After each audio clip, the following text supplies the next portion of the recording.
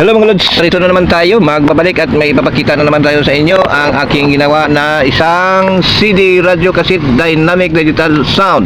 Ang problem, walang sound, walang signal, merong power pero wala tayong maririnig na tunog sa speaker. Ang sabi ng may-ari, ang gagawin na lang natin yung AM, FM, hindi na gagawin ang CD, hindi na gagawin ang cassette. Ngayon, dito tayo.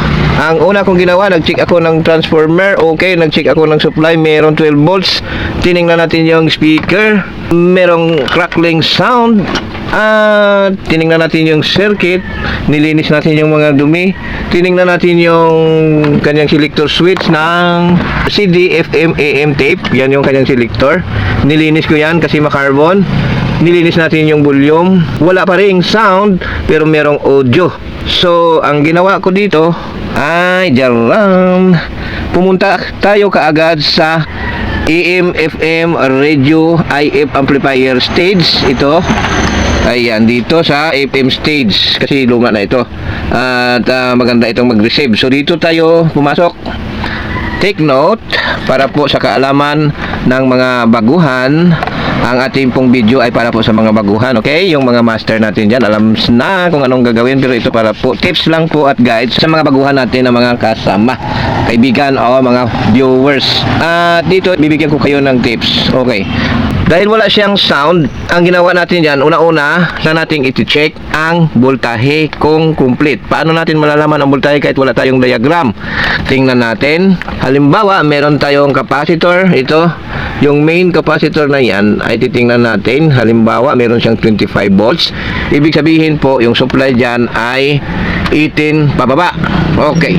So, nang tinignan natin, meron tayong nakita ditong 12 or 14 volts dito sa may filter. Ayan o, i-zoom in natin. Ayan, para makita nyo sa may filter. Ngayon, merong voltahe. Tinignan natin yung voltahe dito sa audio. Papunta siya dito sa pin na ito. Ayan, sa pin na iyan. Kasi doon siya tumawid. Ayan o. Okay. Dahil dyan sa tumawid, ibig sabihin, kailangan natin makita na may voltahe. Meron siyang 12 volts dito sa pin na ito. Nag-audio check tayo dito sa input. So dito, nag-inject tayo ng ating kamay gamit ang tweezer, ay merong audio, nagre-response yung speaker.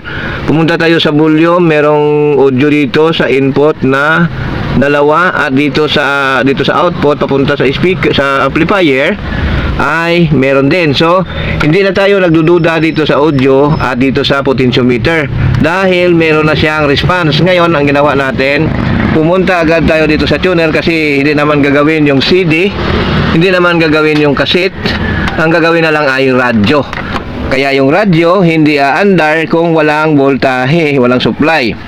Ngayon, nakaset tayo dito sa selector. Ito, nakaset tayo sa radyo, AM or FM mode. At nung tingnan natin dito, dapat pag naka-AM or FM mode or radio mode, meron tayong makikitang supply kung saan lang dito sa mga paa dito may kailangan tayong makita na voltahe. Halimbawa, minimum of 5 volts kasi po tuning ito, or 5 to 7 volts lang po ang meron dito.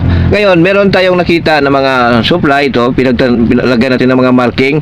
Ayan o, may positive, ginuhitan ko na yan ng positive sign. Nakakuha ako dito ng 0.2, 0.6, ganyan lang po yung voltahe dito. So, ang next ko na ginawa, tinanggal or pinull out ko itong IC ng AM, FM, IF amplifier stage. At binasa ko uli kasi kung sira ang IC, kakainin yung voltahe at mawawala. Ngayon, binasa ko kahit nung wala ng IC, meron akong nakita ditong 3.6. Ibig sabihin po, yung IC ay kumakain ng supply dahil 5 or 5 to 7 volts yung kailangan ng IC. Pero yung voltahe na nabasa natin ay 3.6. Ngayon, tinignan natin. So, kailangan ay 5 to 7 volts. So, yung mababang voltahe ay hindi po sapat para paandarin ito.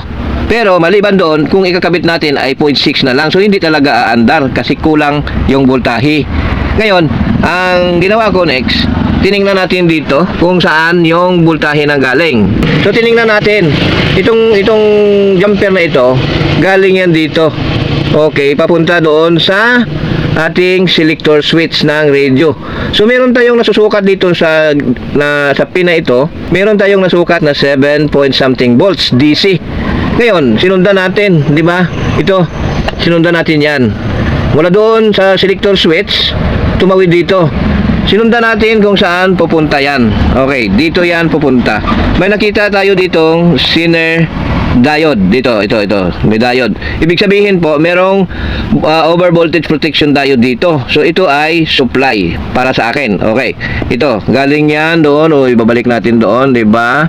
O, papunta doon. Alright, patawid dito. Ito yung source galing sa selector switch dito. So, tumawid siya doon, papunta dito. At, nung mag-voltage check ako, dito ay merong 7 point something volts DC. At, pagtawid dito ay wala. Okay. Wala tayong nasukat na voltahe dito. Ngayon, ang ginawa natin, binunot natin sa outlet at nag-resistance check or tawag natin continuity check kung connected ba itong linya na ito kasi ito yung traces niya papunta doon sa source. Ayan o. So, nag-check ako, walang continuity. Tinusok-tusok ko kung saan. So, hanggang dito lang siya. Tapos, pagtawid dito, wala na. Alright. Siyempre, wala na, di ba? Ito naman, dito naman ako nagtusok. Papunta naman dito, hanggang dito lang siya. So, yung putol ay dalawa. Dito, at saka ito. Ngayon, nag-voltage check na ako. Nag-check ako ng voltahe. Mula dito, ay hanggang dito lang siya. Okay. Dinugtong ko ngayon, tumawid siya dito. Dinugtong ko ngayon, nakaabot na siya dito. At nang sukatin ko yung supply sa tuning dito sa AM, FM, IF amplifier stage, nagkaroon na po ng 5 volts DC. Dito sa may minarkahan ko, dito, yan o. So, meron ng supply. At, yan ang dahilan bakit naayos natin ito. So, testing na natin. Kasi kung i-troubleshoot ko pa isa-isa, matagalan tayo. Kalahating araw, hindi natin kayang pakasyahin. Or hindi natin pwedeng bilisan. Hindi natin pwedeng madaliin ang paggawa dito. So, para maibigay ko na lang sa inyo yung pagbabahagi ng mga paggawa, kung paano ko ginawa, ay yan na lang po. I-share ko na lang sa inyo. So, plug in natin. At i-on natin. Ayan. Off natin. Ayan, off na. Pag naka-off sa gitna, papunta yan sa tape. Ito. Ayan, tape. Pag unang tulak ay papunta sa AM at ang next ay FM tapos CD. So, dito siya. Kaya itulak natin. Ayan. AM po yan, AM. Itong FM. Diba? So, solve na ang problem.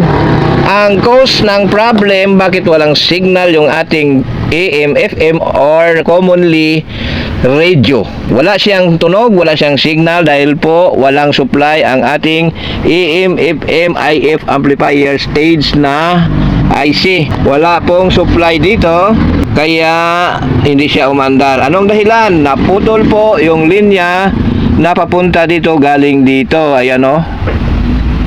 Diba? Ayan, yung putol. Ayan o.